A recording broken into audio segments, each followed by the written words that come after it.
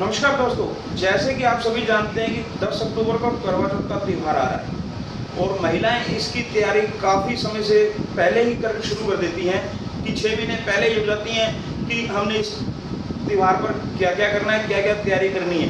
अंतिम समय में आके समय का भाई त्यौहार को कैसे करना चाहिए, वक्त को कैसे रखना चाहिए, इसको लेकर के काफ़ी असमंजस में होती हैं। आज हमारे साथ ऐसा शख्सियत हमारे साथ मौजूद है जो इन चीज़ों में पूरी तरह से निपुण भी हैं, ज्ञानवर्धक भी हैं। हमारे साथ खाटू श्याम मंदिर के पुजारी हैं मोनू शर्मा जी। ये पूरी की पूरी बातचीत इनसे करेंगे और ये महिलाओं को जागरूक भी करेंगे कि व्रत को कैसे शुरू करना चाहिए और अंतिम समय में कैसे करना चाहिए। नमस्कार जी।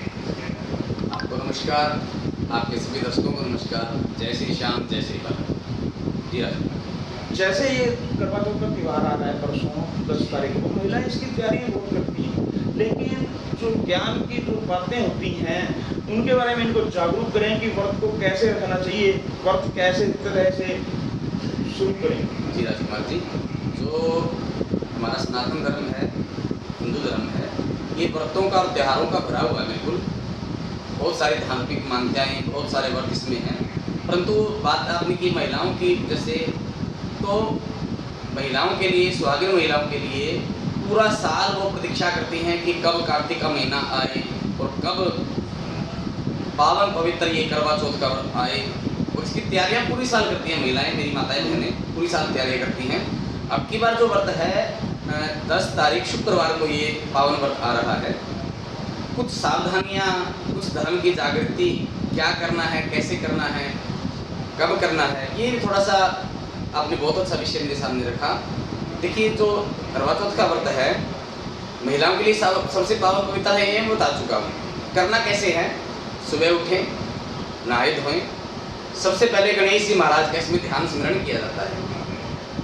स्नान इत्यादि के पश्चात, पूजा पाठ के पश्चात फिर एक जल का लोटा भर के गणेश जी महाराज के पास रख दिया जाता है कि जो साये में चंद्रमा को अर्घ दिया जाएगा, उसके लिए पूरे दिन से जैसे ये तैयारी रहती है।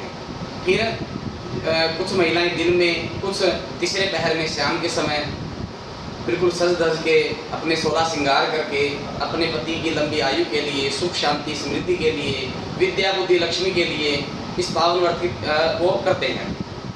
साय के समय कहानियाँ पंडित जी से सुनते हैं, कुछ परिवारों में अपनी सास से सुनने का, बड़ी बूढ़ी माताओं से सुनने का भी इसमें प्रावधान है। ऐसा नियम है, ऐसा सुना जाता है, ऐसी कहानियाँ कही जाती हैं कि किस प्रकार से ये व्रत कब से चला आ रहा है, क्यों रखा जाता है, वो कथा में सारी बातें आती हैं।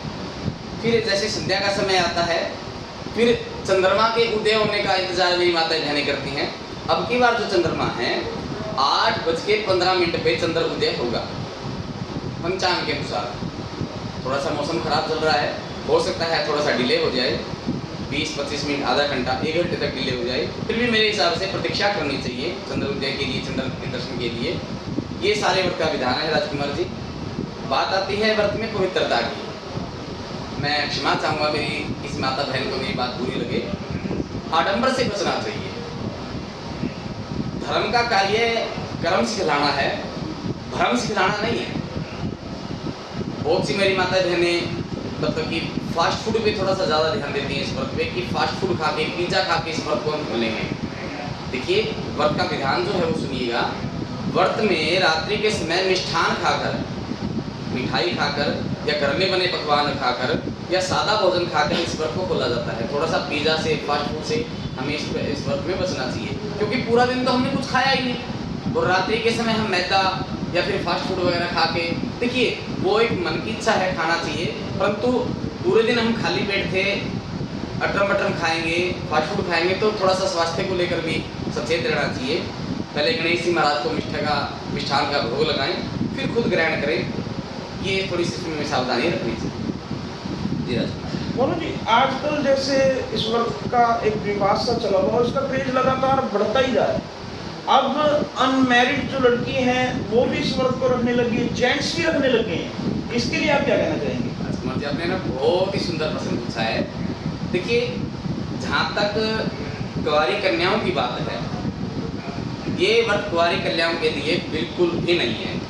हाँ, हमारे समाज में कई बार क्या होता है कि रिश्ते पहले मांग देते हैं बेटियों को, कि मांग दिया, रोका हो गया, सीधी भाषा में बोले, जिनका रोका हो गया हो उनको तो ये व्रत करना चाहिए। जो कुंवारी कन्याएं हैं जिनकी अभी शादी की बात तक नहीं चली है और वो इस व्रत को करते हैं, कोई औचित्य नहीं बनता, कोई आधार नहीं बनता इस बात का।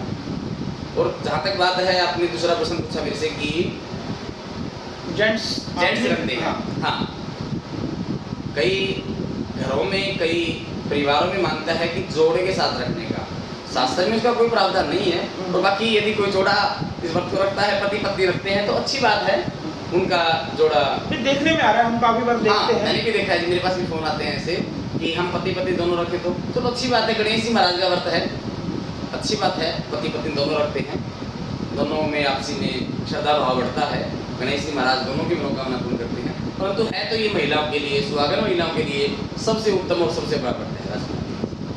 जैसे महिलाएं सारा दिन व्रत रखते हैं, उनमें उनके पति यानी हस्बैंड का भी कुछ ना कुछ तो उधर बनता होगा कि उनकी पत्नी पूरे दिन व्रत रखे हुए हैं, उनको ऐसा कौन से चीज़ों का उल्लंघन नहीं करना चाहिए कि महिला का व्रत सुच रहे। बहुत अच्छी बात है जी। देखिए, जो घर के जिम्मेदार आदमी होते हैं उनको तो केवल इस व्रत में नहीं, पूरी साल ही ऐसा प्रावधान करना चाहिए कि घर की गृहिणी का थोड़ा सा सम्मान करें।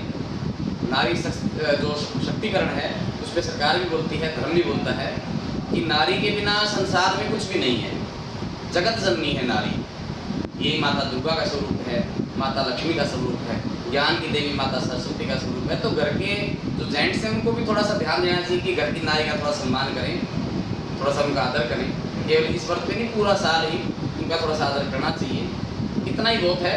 साथ में व्रत रखते हैं, चलो मैं किसी को मना नहीं करूँगा कि व्रत किसी जेंट्स को नहीं रखना चाहिए, चलो उनकी श्रद्धा है, उनको रखना चाहिए, परंतु नारी का सम्मान जरूर करना चाहिए। जब से आप श्याम मंदिर में है, श्याम मंदिर हर कार्य को, हर त्यौहार को बेखूबी निभाता भी है, आयोजन भी करता है। अब की बार करवा चौथ पे महिलाओं के लिए क्या इस मंदिर के अंदर प्रोग्राम रहने वाला है? हर बार एक बहुत बड़ा ग्रुप श्याम मंदिर में कथा सुनने के लिए, कहानी सुनने के लिए आता है। लगभग 4:15 बजे यहाँ पे कथा शुरू हो जाती है और 5, 6, 7 राउंड होते हैं। जैसे एक राउंड में 20-30 महिला होती हैं, फिर अगला राउंड बैठ गया, अपने दीपक जला के, चौमुखा दीपक जलाने का भी इसमें रिवाज है कि 4 मुख वाला दीवा जलाया जाता है और 1 मुख वाले दीवे का भी विधान है। अलग अलग परिवारों के अलग अलग मानते हैं। चौमुखा दीवा भी चला रहा है जैसे चला रहा है। और अलग अलग राउंड में हम लोग यहाँ पे कथा सुनाते हैं, जिसमें गणेश जी महाराज की कथा भी होती है, करवा चौथ की कथा भी होती है। और जैसे जैसे सूर्यास्त होता है वैसे वैसे संख्या हमारे यहाँ पे बढ़ जाती है कथा सुनने वालों की। और फिर आपस में थालियाँ घुमा के पूरे पारंपरिक तरीके से फिर वो माताएं बहनें अपना व्रत का विधान करती हैं और अपने पति की लंबी आयु के लिए, सुख शांति समृद्धि के लिए ये व्रत किया जाता है। इस व्रत के जैसे समापन, जैसे शुरुआत समापन हो रहे, क्या चीज नहीं करनी चाहिए? मैं फिर क्षमा चाहूँगा मेरी माता बहनों से, किसी को मेरी बात कड़वी लगे।